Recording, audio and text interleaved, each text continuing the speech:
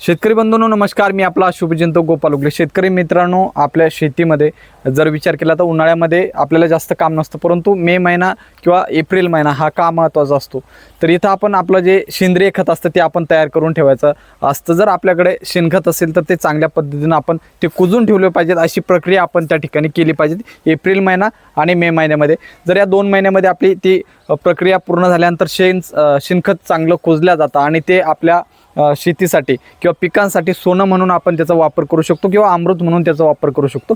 आता जर आपण विचार केला आपण कोणतं शेणखत वापरतोय, जसा माझ्या पाठीमागे जो तुम्हाला उकंडा दिसतोय तो आपण उचलतो आणि आपल्या शेतात नेऊन टाकतो। आता या ठिकाणी जर आपण बघितलं तर हानिकारक बुरशींची वाढ या ठिकाणी झालेली। दुसरी गोष्ट म्हणजे हुमणी अळीचे अंडे किंवा हुमणी अळी या ठिकाणी जास्त प्रमाणात वाढलेली असते आणि आपण हे असंच शेण उचलतो आणि शेतात नेऊन टाकतो। त्यामुळे आपल्याला भविष्यात जे धोके बघायला मिळतात ते धोके आपणच तयार केलेले असतात, कारण आपण हा उकंडा जशाच तसा किंवा शेण जशाच तसं उचलतो आणि शेतात नेऊन टाकतो। त्यामुळे आपल्याला ज्या गोष्टी बघायच्या नसतात किंवा ज्या गोष्टी त्रासदायक असतात, जे रोग आपल्याला बघायचे नसतात ते रोग आपणच आपल्या शेतात नेऊन टाकतो।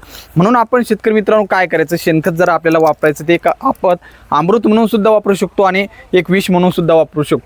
अमृत म्हणून जर आपल्याला वापरायचं असेल किंवा आपल्या पिकाला जर त्याचा पुरेपूर फायदा जर आपल्याला करून घ्यायचा असेल तर त्या ठिकाणी आपण ते शेणखत चांगलं कुजून त्या ठिकाणी त्या शेणखताचा वापर त्या ठिकाणी केला पाहिजे। आता हे शेतकरी मित्रांनो आपल्याला माहिती आहे की हे शेणखत कुजवायचं आहे कसं, तर आपल्याला काळजी ही घ्यायची आहे शेतकरी मित्रांनो। मी तुम्हाला थोडक्यात ही प्रक्रिया सांगणार आहे की आपल्या शेणखताचं अमृत कसं बनवायचं, जे की पिकांसाठी खूप महत्त्वाचं असेल। आता आपल्याला करायचं आहे शेतकरी मित्रांनो याचं अमृत तयार, म्हणजे काय करायचं, आपल्याला हे एकदम पत्तीसारखं बारीक करायचं आहे। पिकांनी ते सहज याच्यातले अन्नद्रव्य घेतले पाहिजेत किंवा माती भुसभुशीत झाली पाहिजे। शेणखताचे फायदे हे कदाचित आपल्याला सर्वांना माहिती असतील।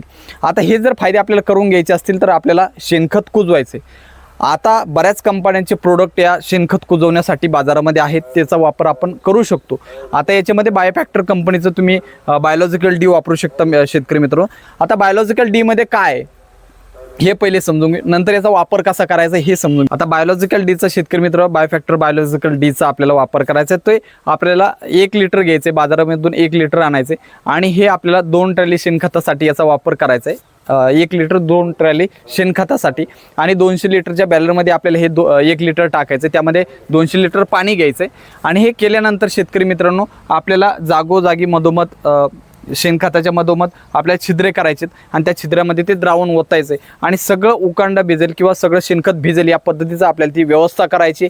आणि ही जी व्यवस्था आपण करणार ही पूर्णतः सावलीत असली पाहिजे 1 ते 2 महिने। 1 ते 2 महिन्यानंतर आपलं शेणखत हे पूर्णतः कुजलेलं असेल। आता शेतकरी मित्रांनो जर आपण विचार केला तर आपल्याला बायोलॉजिकल डी जर बाजारामध्ये भेटले नाही तर बाकीच्या कंपन्यांचे सुद्धा डिकम्पोजर आहेत ते आपण घेऊ शकतो। आता बायोलॉजिकल डी मध्ये जर आपण विचार केला तर काय, तर बायोलॉजिकल डी मध्ये phosphorus solubilizing bacteria, potash mobilizing bacteria सुद्धा आहेत आणि त्याचबरोबर नायट्रोजन फिक्सेशन करणाऱ्या बॅक्टेरिया सुद्धा त्याच्यामध्ये, एन्झाईम प्रोडक्शन करणाऱ्या बॅक्टेरिया आहेत किंवा त्याचबरोबर ऑर्गॅनिक ॲसिड सिक्रेशन करणाऱ्या बॅक्टेरिया आहेत आणि फंगल जे हानिकारक बुरशी असतात त्यात जर नायनाट करणाऱ्या सुद्धा फंगस त्याच्यामध्ये किंवा लिग्निन डिग्रेडेशन करणारे बॅक्टेरियासुद्धा याच्यामध्ये आहेत। यामुळे शेतकरी मित्रांनो आपल्याला बायोलॉजिकल डी त्या ठिकाणी वापर कसा करायचा मी तुम्हाला सांगितलं, का वापरायचं ते सुद्धा सांगितलं आणि याच्यामध्ये घटक कोणते हे सुद्धा सांगितलेले। त्यामुळे आपण जर याचा वापर केला शेतकरी मित्रांनो तर आपलं जे शेणखत आहे ते आपल्या पिकांसाठी महत्त्वाचं किंवा अमृत म्हणून आपण त्या ठिकाणी पिकांसाठी ते उपयोगी पडू शकतं। त्यामुळे आपण जर शेणखत वापरायचं असेल त्याचा कुजूनच आपण त्या ठिकाणी वापर केला पाहिजे। धन्यवाद।